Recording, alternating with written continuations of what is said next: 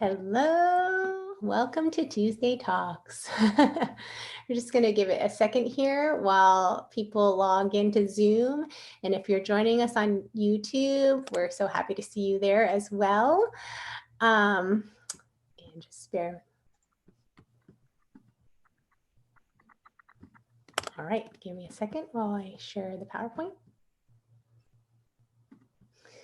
All right. Welcome everybody once again to Tuesday Talks. We're super excited to see you all.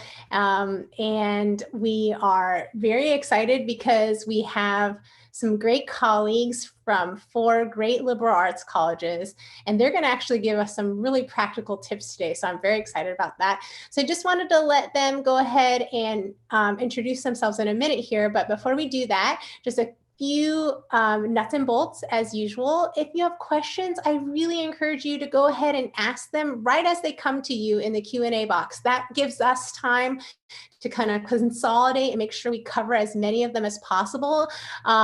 And so if you're listening and then you immediately have a question, go ahead and ask it. It might be answered in the presentation, but if it's not, we'll have time to ask them at the end. Otherwise, without further ado, I'm going to go ahead and have my colleagues introduce themselves. Brian, do you want to start?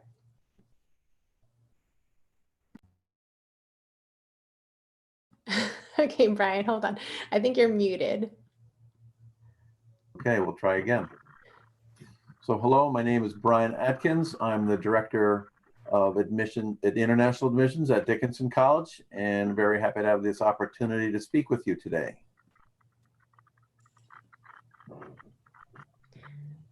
Erica, do you want to go ahead? Hi, yes, I'm Erica Reesbeck, and I'm the Associate Director at the University of Richmond. Excited to be here as well. And Nicole? Hello, everyone. My name is Nicole Bensley. I'm the Director of International Admissions at Union College. And Amy. Hi, Amy Markham from Mount Holyoke College, and I'm also Director of International Admission and excited to talk to you. You students tonight are from regions that I travel in, and I think my colleagues on this panel, Nicole and Brian, travel there, and Erica's nodding, so she does too. So we're happy to connect with you.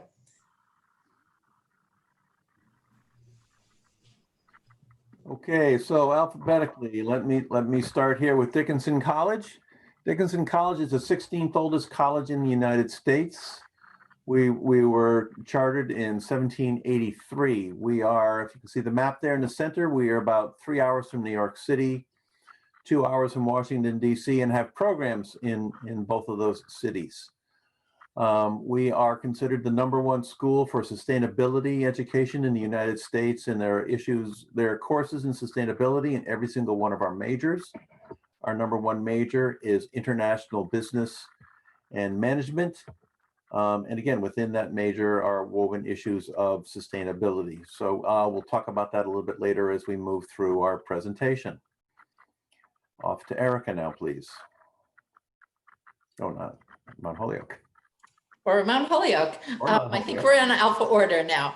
So as I said, I'm Amy Markham, and I represent Mount Holyoke College, which is the oldest women's college in the United States and part of the Seven Sisters group, which was founded at a time that high caliber education was pretty much reserved for men. And so our founders wanted to provide that same high quality opportunity for women. And so we carry on in the 21st century in really having the same standard of excellence and turning out women leaders who live and make a difference all over the world. About 10% of our graduates live outside the United States. And there's really a tremendous network of Mount Holyoke alums who help provide opportunities for current students, help students when they're setting up in a new city after they've graduated, help connect them with jobs. So many ways that the Mount Holyoke network benefits students, and actually the Women's College network as well, because if you attend a women's college, you're really part of quite a rare experience, and there's a great bond that goes with that. So we have 2,200 students. We're in Massachusetts, and we have 51 different majors, and I encourage you to explore our website to learn more. And the University of Richmond is located in the capital city of Virginia. So we're nicely centrally located on the East Coast, easy to travel, whether it's 2 hours to DC by bus, car, or train. We have a population of 3,000 undergraduates, about 12% are international students. And despite COVID-19's best efforts, we still enrolled our largest international class this year.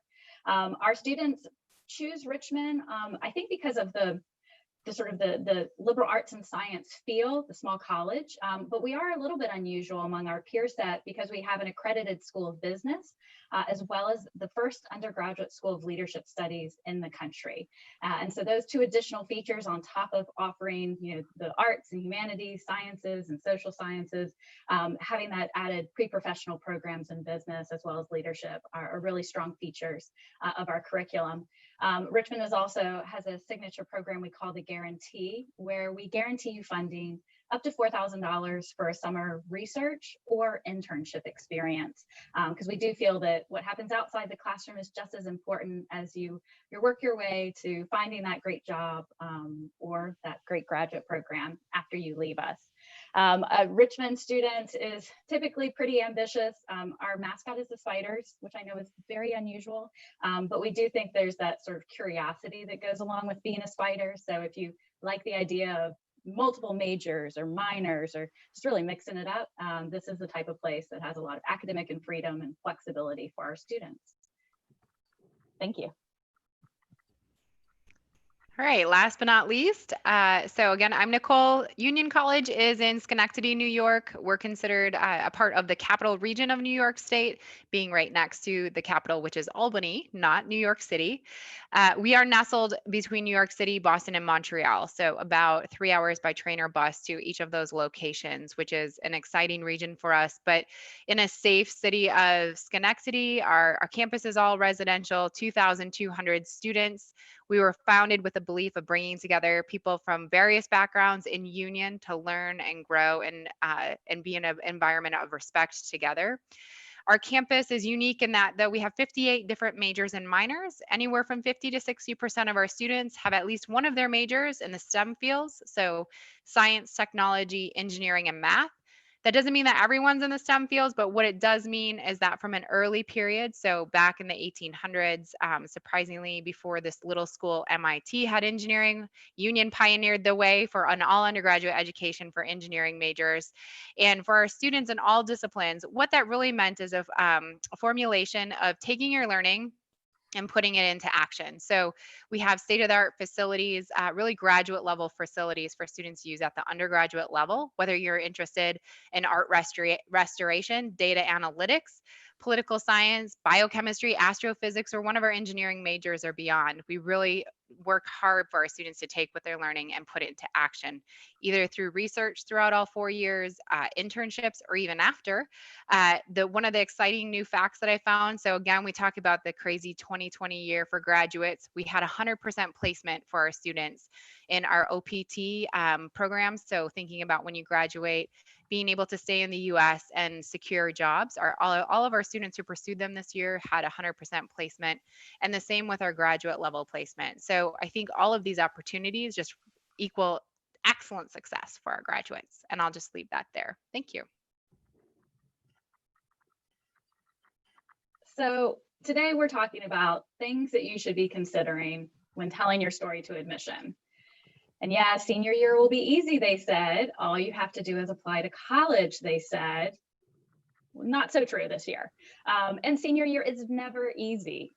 When you're applying to college, particularly right now with all of what's going on in the world and all of the things that you put on hold, potentially for your junior year, I know it can be a little bit scary, and your world has been kind of turned upside down in many ways.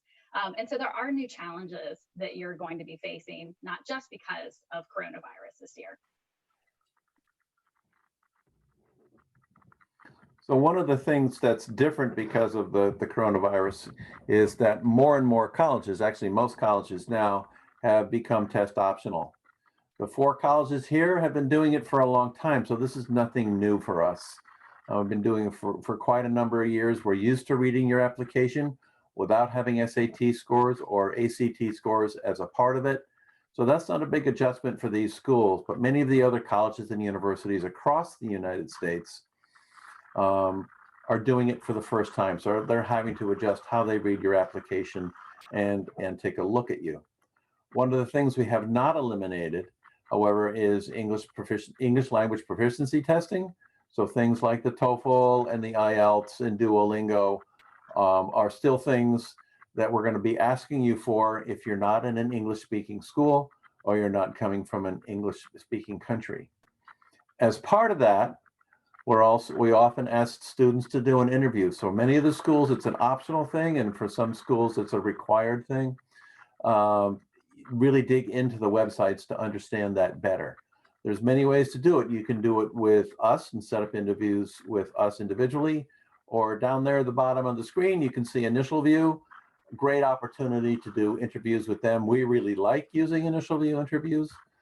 They do an excellent job, and we would recommend them highly, along with some of the other organizations that are out there.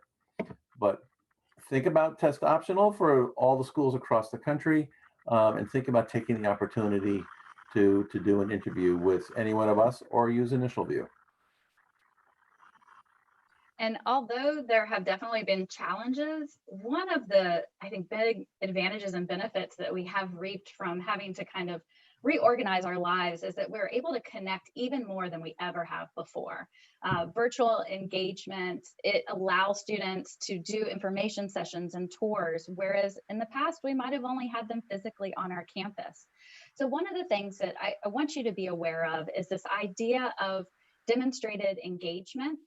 Some universities will consider how engaged you are with their university when reviewing your application. Now, not every university will take this into account, but be aware and ask those important questions. Not only are you going to be learning about these universities that you're going to apply to, you get to know them so that you're really making an application that means something. When they ask you the question, why Richmond? Why Dickinson? You can actually answer that because you've had that opportunity to do these virtual information sessions or even have a one-on-one chat with one of us or one of our current students. So please be conscious of taking the time to do your research, engage with universities, and some of them might notice, which could be helpful in the admission review process.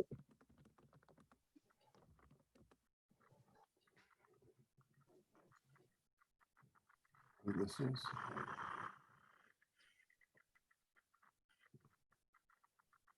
Here, okay. So one of the things that's different about the Common Application Form this year is this additional essay. And it's got to do with disruption that COVID has created for you, your family, your town, your country. We're recommending that you only do this if it has such a significant impact that you really feel you have to talk about it. Encouraging you to use the regular essay to tell us more about you as a person, but if you feel you need to talk about COVID and the impact it's had on you and your family, then this is another place to do that. Nicole's later on going to talk a lot about the essay and the different things you need to be considering as you dig into the essay and why you might want to share different aspects of who you are, as opposed to this one very focused thing. This is a unique year. So Common App is giving people the opportunity to do this. Again, it's not a required part, and we would ask you to really think about, is this something I feel like I have to do because it's part of my story right now and it's had such an impact on us. Other than that, just stick with the regular essay again, and Nicole's going to dig into that a lot more in a little bit. We also want you to be aware that there is going to be space for your school official to write things that are school specific about how COVID, played a role in your junior year, how the grading system might have changed if your school allowed pass fail or if grades were still there. They'll let us know how you were taught, whether it was in person or virtual. So we will get a lot of additional background that can come from the school officials, the secondary school report. So when you're looking at, okay, what things might I need to share that my school official can't? So think of it that way, things that are school specific versus what is more of a personal thing that might have influenced, your application. So here's some examples. of things that an applicant might consider if there has been any hardships, physical, emotional, financial, if there's been disruptions or changes to extracurricular activities, anything personal you'll speak of, but anything school related, please allow your school official to do that.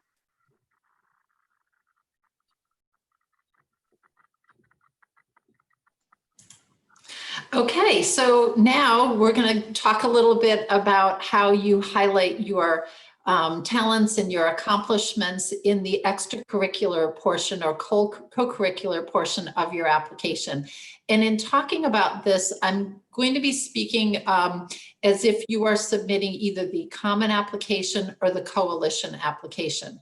We know that there are other application choices that you have out there, or different colleges and universities will have different requirements. But here I'm going to be generalizing about those applications, even though much of what I say is applicable elsewhere. So there's a number of things to keep in mind. And the first is that there are 10 activity spaces, but you don't have to use all of those. And what I would really think about is whether you find yourself struggling to fill up those 10 spaces.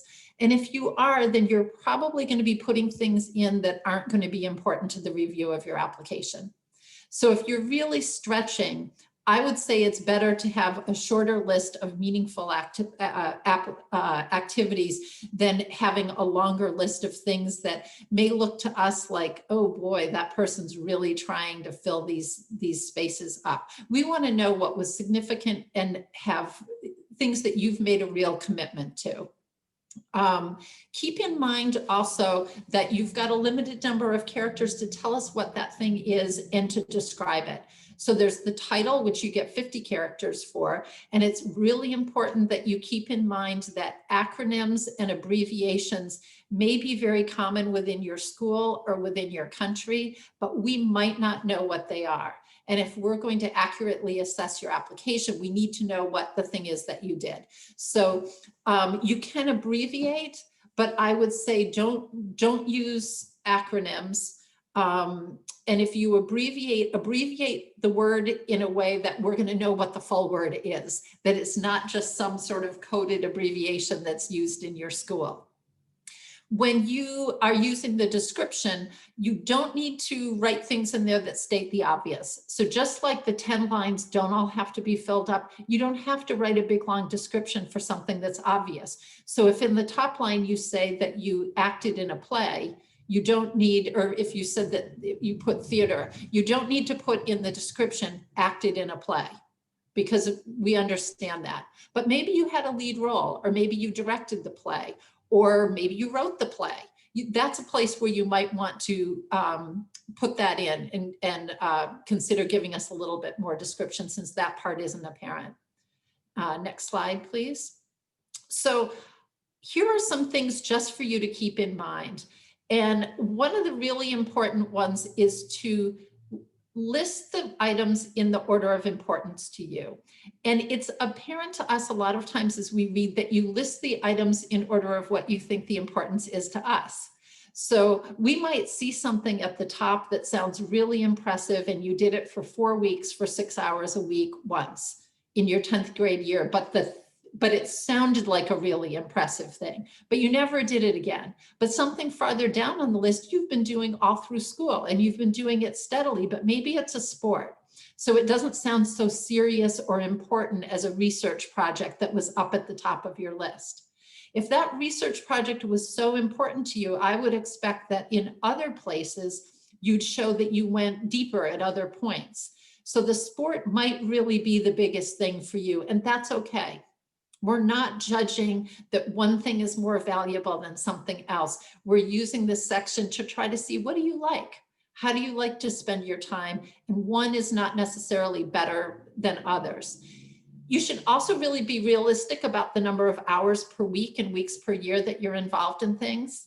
We don't take out a calculator to add all of this up, but sometimes we look at it and we just say, there's no possible way that they spend 80 hours a week doing extracurricular activities, because they've got to be in school, they've got to sleep, they have to do other things. So be realistic about what you put in there, because then it makes us a little bit suspicious about other things when something is so wildly off base. Also, you don't need to be a leader and you don't need to do community service. Those are two myths that I think people think, well, I have to show my leadership. Some people aren't leaders. Some people are the people who get the work done of an organization, and that is just as important as the leadership. And if everyone in an organization was a leader, there'd be a lot of disputing about who had the right plan, and you might not ever do anything. And if you know the term unsung hero, that's the person in the organization who maybe doesn't have the title, but without that person, the work wouldn't happen. So we value those things. And as far as community service is concerned, I find a lot of times students will say to me, and for my community service, I'm doing this. And it's stated from the standpoint of an assumption that, of course, you have to have community service to show that you're a good person. And community service is wonderful, but we hope that if you're doing it, you do it because that's the thing that's meaningful to you. But if playing in the orchestra or being an expert at solving a Rubik's Cube is more important to you, then put that down. And that's really okay.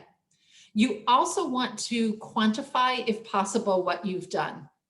And actually the next slide, I'm not quite ready to go to it, but in the next slide, I'm going to give you an example and that will kind of illustrate the importance of that. But what we're really looking for in this section is not only what you like, but the consistency of your involvement. And hopefully we see that you've gotten more deeply involved or throughout your high school years. And if you've dabbled in a lot of different things, that's okay, unless it just all happened in the last year. And then it sort of looks to us like you said, oh my gosh, it's time for my university applications. I better join all of these clubs so that I can fill up all of those lines. But that's not really the objective. Also make sure that if there are things that have externally validated standards, and I'll give you an example in a minute, but that you include those things so that, if you earned a Duke of Edinburgh Gold Award or Silver Award, that's a global standard. We know what that is. Or if you have a Trinity College of London music certification, don't just say certified at a high level in music. Tell us the name of what the thing is, or don't just say science competition if you were in the Intel science competition. So you want to use those things. Or if you're a golfer, don't just say I'm an avid golfer. Tell us what your golf handicap is. We might not know what a good golf handicap is, but somebody else will, and we'll find out if that means that you're really strong at that. Okay, next slide, please. We've got a couple of examples that I hope you can read on your screen of things that people put on their applications that do some of what we're looking for. So the first two are examples where it really shows what somebody did, what their impact was, they quantified it. Remember, I mentioned that before, that we want to see like how many people did they impact, how many people joined their club, how much money did they raise. Sometimes an activity can't be quantified, so don't invent ways to do it if it's not there. But if you can quantify it, it's just a way that adds a little bit more insight for us into the impact that your experience had. And that last one with the question mark, this kind of ties in with the golf handicap. If you're involved in something that has, again, external standards, like if you run 10 kilometers in a certain time, or you can high jump a certain height, or you can swim 200 meters at a certain pace, that's something that will tell us how good you are at it. And we don't have to see you doing it to know that. So even though you think we might not know what those things are, actually my colleague Annie Sullivan and I are both runners, so we always want to know what your times are. But we'll check with our coaches, and they may be quite excited about having you as a prospect if we know how good you are. Next slide. So here are a couple that are examples of things that wouldn't go on your activity section and kind of highlight what I talked about. If you're struggling to think about what to put in, it usually shows. So this person, her activity was supported an injured friend. And when her friend injured her leg, I accompanied her and supported her. I helped her carry her load to keep her steady and safe. That sounds to me like being a good friend. That doesn't sound to me like something that is your passion or your hobby. It just sounds like being a good human being, and we expect that of everybody. So unless we hear something in the recommendations that suggest you're not a good person, but that doesn't need to go on your activity list. And the other one is similar to that. Writing to-do lists, that's an organizational skill. And you might feel good about crossing your things off your list. I do. I love making a check mark or crossing something off and saying, hey, it's done. But that's not an activity. It's a strategy and a skill. So I hope this gives you a little bit of maybe a little more clarity about what to put on your activity list, how to highlight your accomplishments in a way that translate meaningfully to us, and things that you can just avoid and not worry about. Good luck.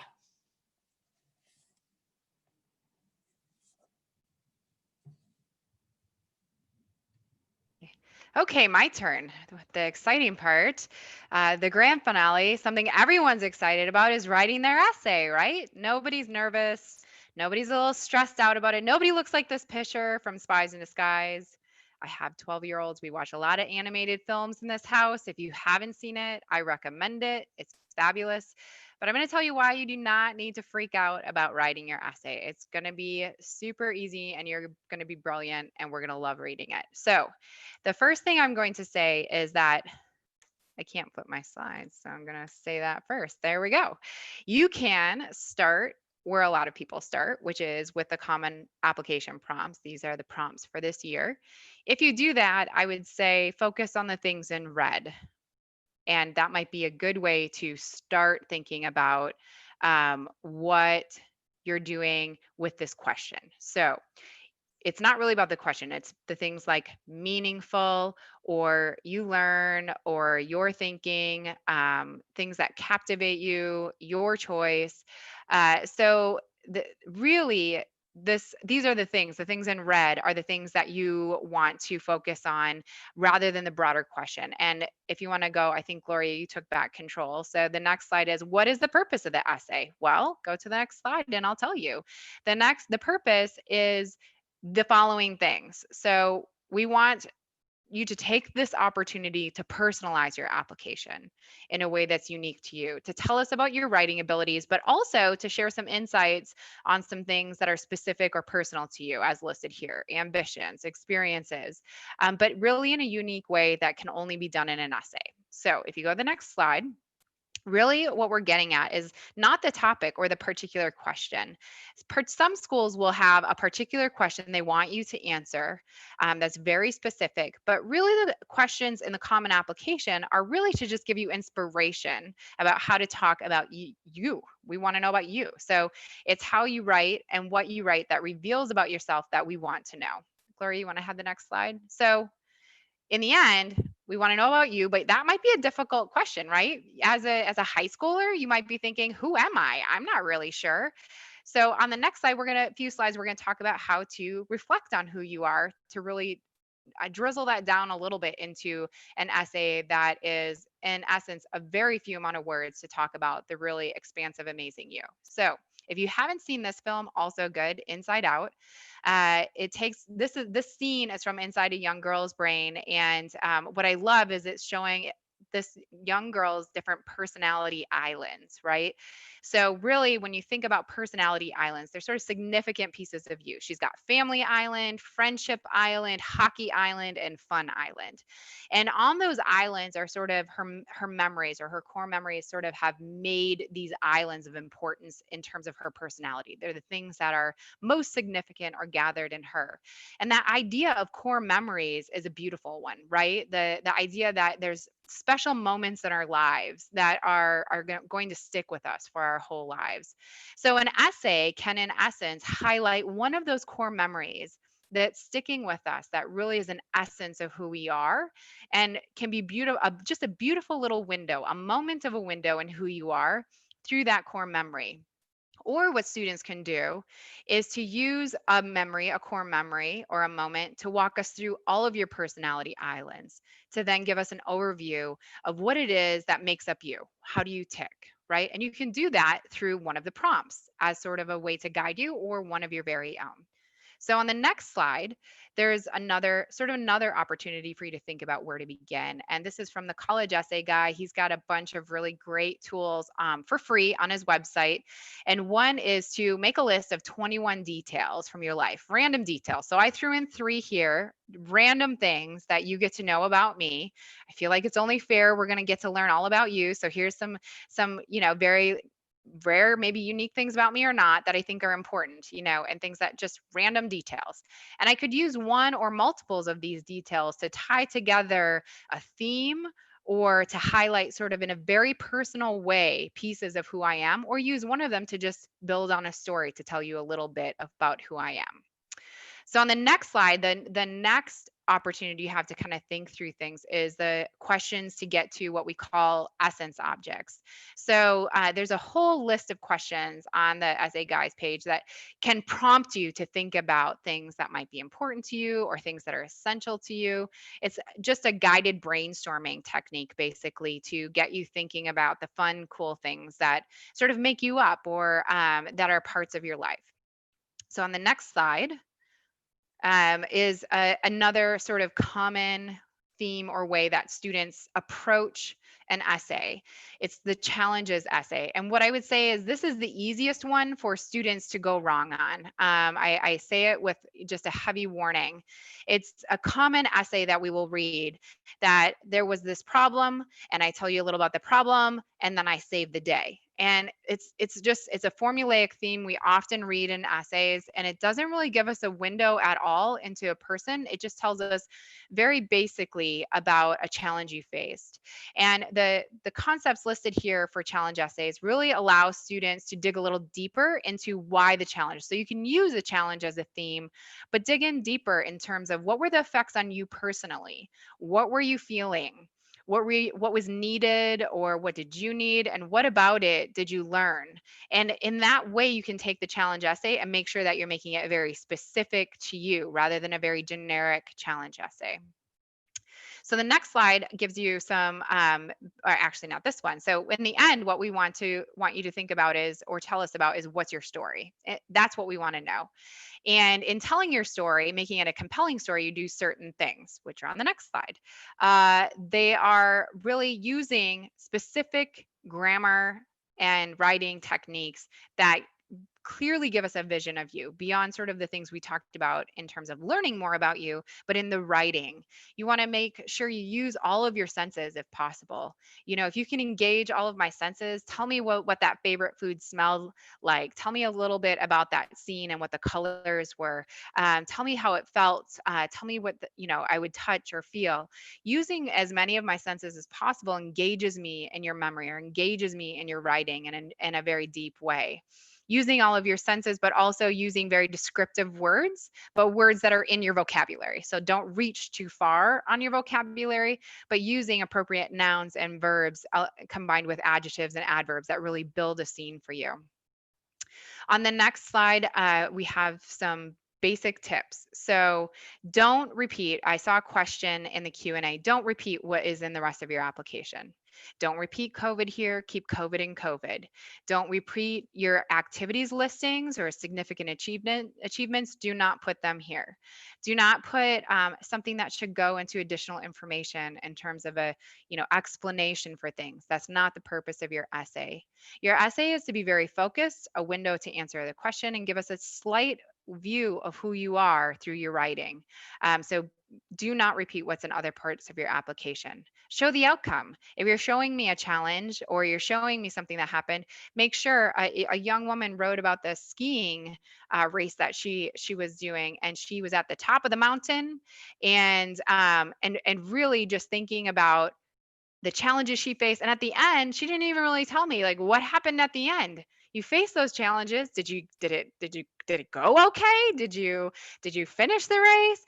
What did you learn? So make sure you hit the outcome piece at the end of your essay if that's the direction you're going. Make sure you address the prompt if you chose one. If you're going to go willy-nilly and write on anything that you want, make sure you choose that as an option, an option of your choice to write about. Be authentic.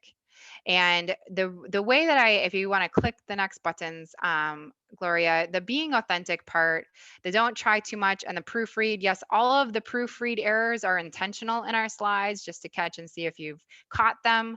The way that you can solve the last 3 tips is to read your essay aloud. Even just read it to yourself. When you read it aloud, I make my 12-year-olds do this with their essays, right? It's when you read it aloud, you catch any errors, any sort of, proofread. You'd be surprised. You can even catch spelling errors. You can catch punctuation errors, double words, missing words, words you never actually use in your daily life. You catch them and say, that doesn't sound like me. And to that point, it doesn't sound authentic. We want it to sound like you. We want it to sound like your voice. And when you read it aloud, it gives you a sense too of, did my mom, brother, sister, best friend give me a little too much feedback on my essay? Now it sounds like them and not me. And so all of these things I feel like can really be addressed well with the read it aloud and hear. Do you hear your voice? Check for errors, read it aloud to someone else to see what they think in terms of the errors, but really it's just to reflect you. So hopefully you enjoy the process, and thank you. Fantastic. So much great information in this session. So thank you once again, Brian, Erica, Nicole, Amy. This is all, we've done this session before for other regions and I always love it. So I do, and I'm excited to see people asking questions and some of them already being answered. I do want to kind of we did not cover supplements and kind of very specific institutional specific kinds of things that might also be part of the story. So I don't know if anyone wants to kind of weigh in a little bit on. And I think advice is great. I think also maybe sharing some pitfalls that you see. So maybe we can start off with that. What are some pitfalls that you see in either a supplement or a Y essay, a Y school essay? Let me talk about the why, because when I do workshops, I spend a lot of time talking about why. Why really helps us dig into know more about who you are and your values. If I tell you something about myself, but then I say why that's so important to me, understanding why something is important to me opens up an understanding of me that you would not have otherwise.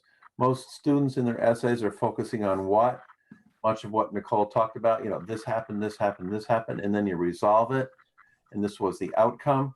But why was all that important to you? Or why did it impact you in a negative way? Or why did it impact you in a positive way? That helps us more understand you as a person. And that's really the goal of the essay. So why is, for me, a very important and powerful part of what we should be seeing in your essays. And I would say for pitfalls in the supplement essays, so Richmond doesn't have a why specific question. We actually give students 3 different options. You choose one topic that speaks to you and you write another essay. Essays carry a lot of weight, particularly for small selective schools like our group, because we care so much about our communities, and we need to know what you think about your own communities and topics that might be of importance. So a big pitfall that I find is that students don't spend time on the supplement. They spend so much time crafting their common application essay, and by the time they get to their supplement and realize, oh no, I have to write another essay, they don't spend as much time on it as they should, and it carries a heavy weight. I would say even heavier when I start to think about merit scholarships, for example. It can really play a pretty key role. So take that time and start as early as possible, checking out to see how many additional supplemental essays you might have to complete, because until you get to that part in the application, you might not realize, oh wow, I'm applying to 10 schools. I didn't realize I'm going to have 15 more essays that I need to write on top of the common essay. So it can be overwhelming, so just start early. Gloria, is there time for me to say one other pitfall? Go for it. Okay, so I think I sympathize with all of you on the why essay because it's a tough essay. You're trying to convey to us why you're applying, but you feel like you also have to show how much research you did about our institution. And it feels like that, but that's not really what we're looking for. So we get a lot of essays where somebody, they either kind of do what would be the equivalent in an essay form of a list of all the things they learned from our website. Because of your thimble maker space and your Blanchard Community Center and your, they name all of these different buildings and they name specific professors, and there might be a dozen of these references. So we know you researched our website and you probably know a lot about us. That's great, but it doesn't really tell us why, because other colleges have all of these great spaces too. So avoid that kind of list approach, and avoid, I would also say, usually avoid what I call a day in the life. And that is my alarm clock goes off at 6 a.m. and I put on my warm clothes to walk through the snow to the Blanchard Community Center, where I sit for breakfast with my friends, eating the sustainable and locally sourced food in your dining hall. And then I go off to Psychology 102, taught by Brian Atkins, professor of that. So really what I would say is, so those are the pitfalls. What I would say more is focus on, out of the literally in the US, thousands of institutions you applied to, why did these 10 or 15 end up on your list? What was about them? Talk about that. And I was talking about why in both instances. The why essay that Amy's talking about, think about to the regular comment essay and why something that you're writing about there has the impact on you that it does. Enough for you to say, this is my essay. So why becomes important in both parts of these documents, in the supplemental essay and then as well in the regular commonly application essay. Great. These are great tips and great things not to do. It's always good to hear about what the not to do's are. Several people are asking about timing. Erica mentioned start early. How early is there a time that's too early? What's the best kind of time frame to start writing the essay or essays rather? And then there often, and I've already seen multiple of these, like, what do I write about? So I don't necessarily want to say like, what topic should you write about, but maybe there's what not to write about, since Amy did kind of mention some of the, like, don't do the timeline one. Is there any other kind of topic that's kind of off limits? With the essay, I think a common theme we hear is the time I saved the day. The play was going bad and I scooped in and I saved the day. The soccer match was going poorly and I came in and I saved the day. So that would be a topic not to write about. I would say that the topic to write about, we just went through a lot of activities, and there's, like I said, there's a lot out there to walk you through. But one of my so we can all talk about our favorite essays. One of my favorite was a woman, she's a runner, and she wrote her essay just about a run that she went on. And in her essay, she paced the essay like she would her run, slower in the beginning, quicker in the middle, cool down at the end in terms of length of sentences. She talked to me about what she thought about and observed on her run, but that's it. It was about her run. And she's a runner. So to Amy's point, like, we're runner.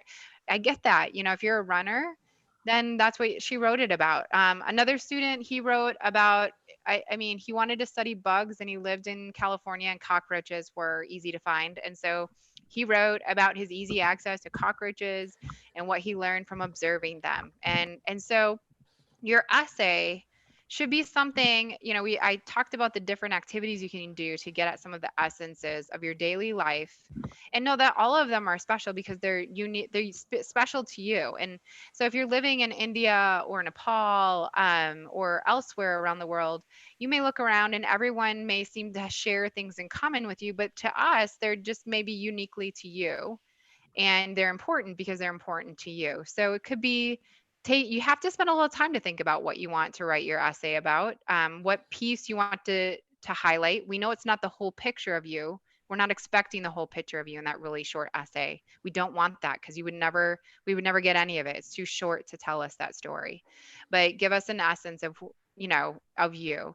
And the when to start, if you're applying this fall for next fall, can I say last spring? It's now, go.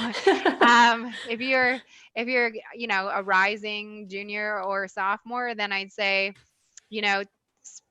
spring, if you're on a traditional Western calendar, then I always say spring is a great time to ask your teachers for recommendations. Give them a long summer to write a really great recommendation letter for you. The summer, when maybe you have less going on, or over a break when you have less going on, that's a great time to mull over your essay and spend some time doing the work to flesh that out. So that's my thought. I see Amy unmuted and she has something to say about that. Whoops, Amy, you actually ended up muting yourself. Sorry, I was trying to say that was accidental and then I accidentally remuted myself. Well, great. Well, speaking of recommendation letters, Nicole, since you mentioned that, that is one kind of piece that was not included in this particular talk. Any thoughts on how a recommendation letter kind of fits in with the other components that we talked about in your story? Yeah, I mean, recommendation letters give us another glimpse into your personality, who you are, how you fit into your community. And so one of the questions was like, can it be someone other than a teacher or other than a school official, like a counselor? And the answer is yes, although someone outside of your school cannot submit a common application recommendation. Some universities will accept additional recommendation letters, but you have to ask. I have in the past received recommendation letters from a student who did have a part-time job that took up a significant amount of time, like 20 hours of work a week. And so they opted to add a recommendation letter from their boss, right? Because that was such a big part of their life and they didn't feel like it was necessarily reflected in other parts. So only add a recommendation letter beyond what we asked. And of course you have to make sure that they'll even be acceptable if it really reveals something different about your application. It's not showcased anywhere else. But traditionally, most universities will only ask you for recommendation letters from a counselor and a teacher. And then that number can vary depending on the university. Brian, did you have something to add? Yeah, and well, just building on what Erica said, additional things can become in many different forms. People are asking about other essays or other recommendations and things like this, or can they send us their research? These are all small schools and we really pay a lot of personal attention to your applications. So in small schools, people may look at those additional things.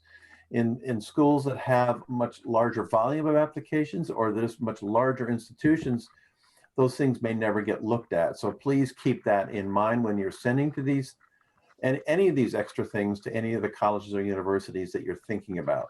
The size of the school and do they really have the time to look at these? Because we all get thousands and thousands of applications. Most of us here on screen will take a look at those things, but I don't want to make that statement for everybody.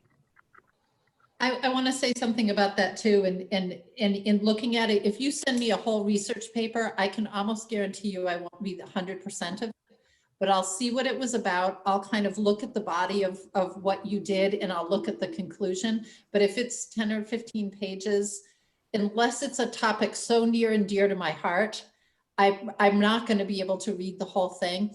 But one other important thing to say about research papers, performances, other things, it's important for you to know that if you put a URL on your application, in our online reading systems, we cannot click on that URL. So if you want us to see it, I would say the majority of admission officers are not going to type, Q347, capital this, backslash that, lowercase this, 742. We're not going to type all of that into a browser.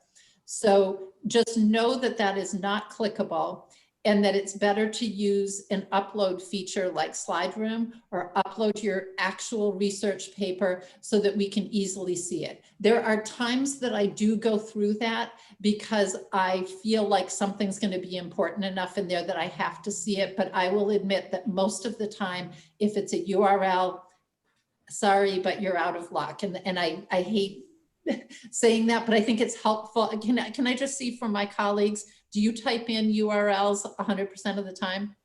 I don't type them in, but if I can click a link, I will tell you that I look at them, but also we team read. And I have some colleagues that they live for the little bit of like the video clips or the link to personal home pages, or, you know, if you have them, throw them in. And if schools have the time to look at them, they will. And if others don't, they won't. But I truly, a couple of my colleagues, they're just like, Nicole, you have to see their cat. It's in a picture on here.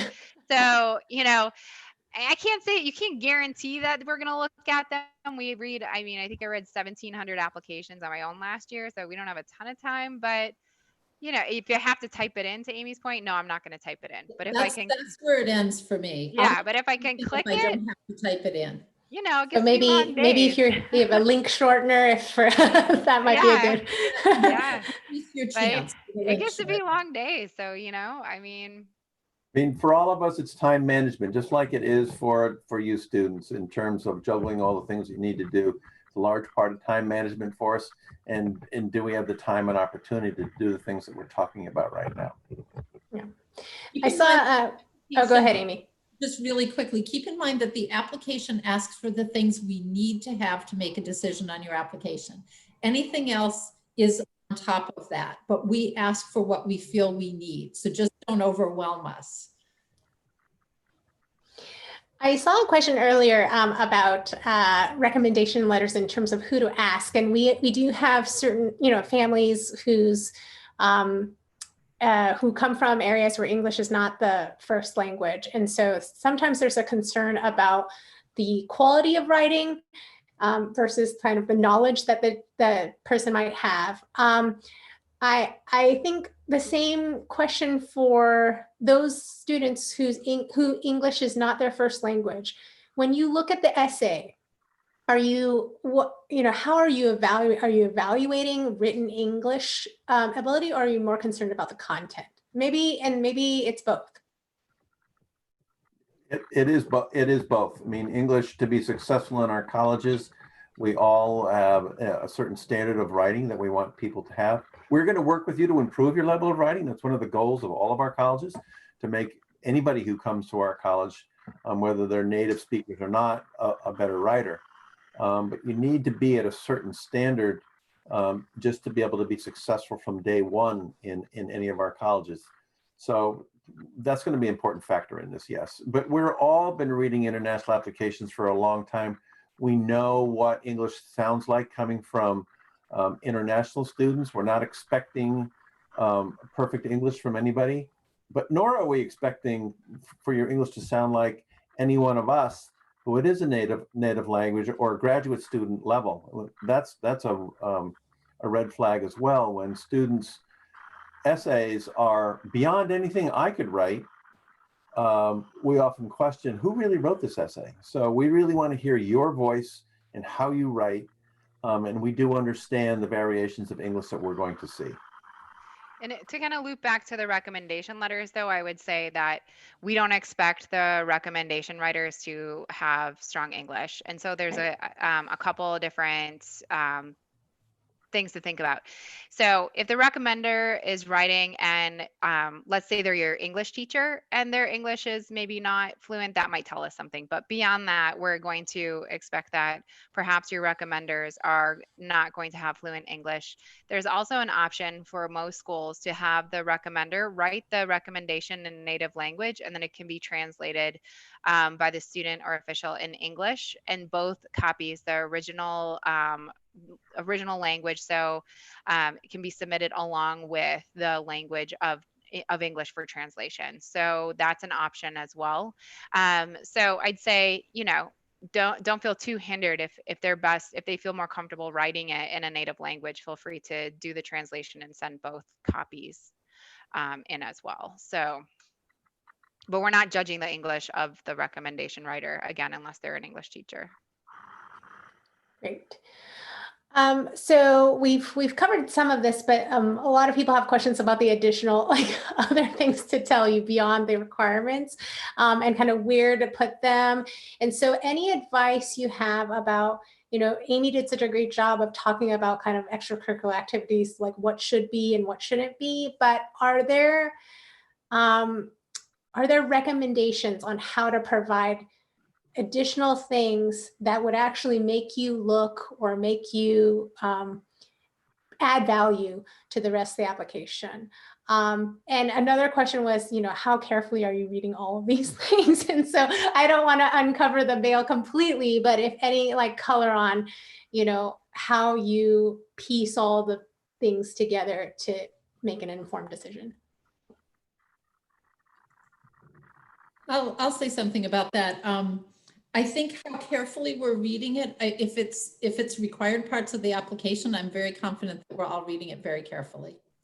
When you start sending us multiple, when I get 6 or 7 letters of recommendation, it gets to a point where I'm probably skimming the last few letters of recommendation.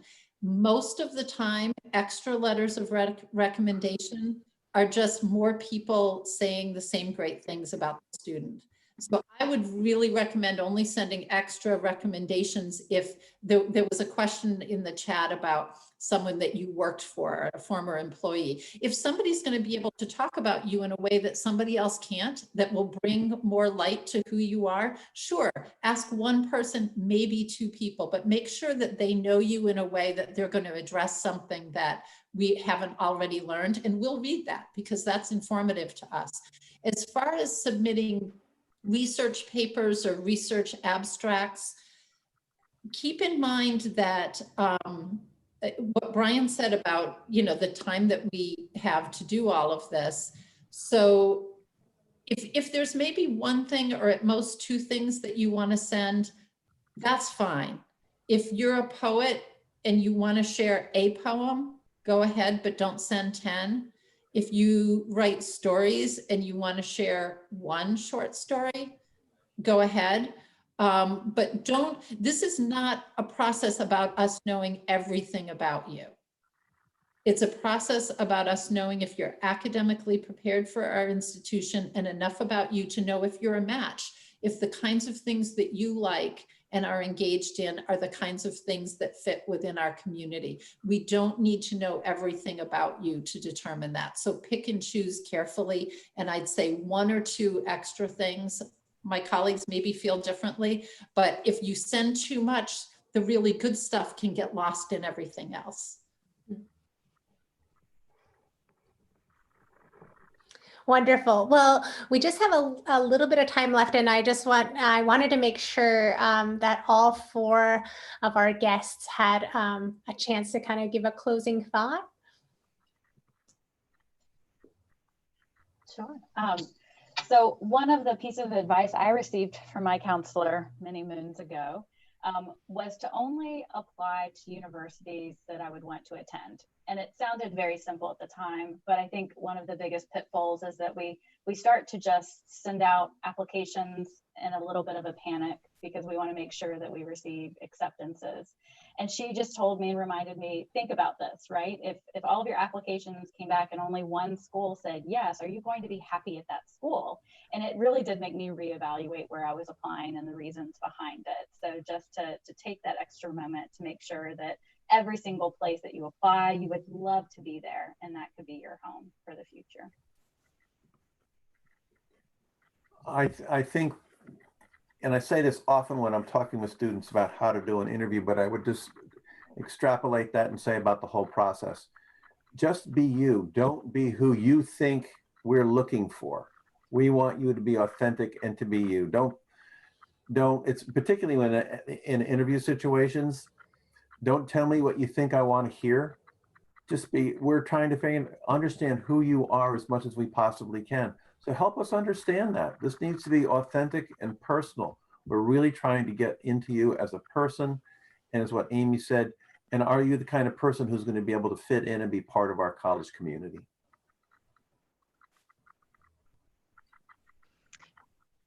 So I guess what I would say is that there are a lot of ways for students to engage, and I say now is maybe the best time for international students to be looking for colleges, because everyone in the US has sort of finally figured out how to make everything virtual and online. So you can take some really amazing virtual tours of our colleges. You can have hundreds of opportunities to meet our professors, hear from our students, all at the click of a button and interview. And that engagement does one of two things. It allows you to learn more about a college and, to Erica's point, decide if you would actually want to go there.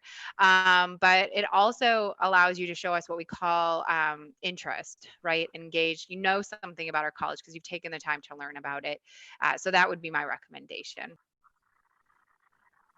And my recommendation picks up on what Brian said. And also what I said about, we're not trying to learn 100% of everything about you. And so tell us the one or two things that are most important through your involvement, through what your essay topic is. Don't try to jam other things in there, because it will disrupt the flow of what might be a great essay or a great way that you put yourself forward, when we think that you are just finding ways to keep stuffing in all these different awards or achievements or hobbies. Just focus on the things that matter to you the most. And that's the authenticity and who you really are, rather than what you think we want. The expression less is more. Sometimes that's really true in the admission process. Thank you so much. We're so grateful for you spending time with us today. All of this information has been super helpful yet again, even though I've heard it. This is the third time I've heard it. And each time we do, we talk about some other things. So thank you so much. Everyone, email addresses are on here, and each of these schools have their own virtual events. So if you're especially interested in one of these institutions, or maybe all three or four, please reach out, because we definitely don't have time to cover all the questions, but everybody wants to answer your questions. So please engage, and thank you again for joining us for Tuesday Talks. We'll see you next Tuesday. Thanks, everyone. Bye. Thank you.